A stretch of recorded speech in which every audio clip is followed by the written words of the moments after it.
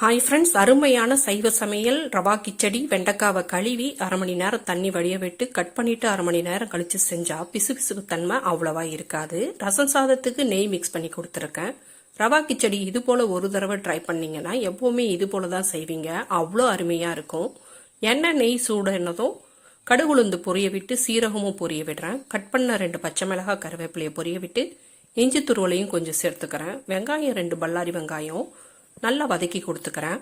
மஞ்சள் தூள் உப்புத்தூள் சேர்த்து மிக்ஸ் பண்ணி விடுறேன். ஒரு தக்காளி பழம் கட் பண்ணதை நல்லா மசிய விடுறேன். தக்காளி நல்லா மசிஞ்சு வந்ததும் 3/4 டம்ளர் ரவையை சேர்த்து 3 நிமிஷம் வறுத்து கொடுத்துக்கிறேன். இப்போ 1 டம்ளர் ரவைக்கு 3 டம்ளர் தண்ணி வீதம் சேர்த்தா சரியான அளவாக இருக்கும். உப்பு கூட தேவைப்பட்டா செக் பண்ணி சேர்த்துக்கலாம்.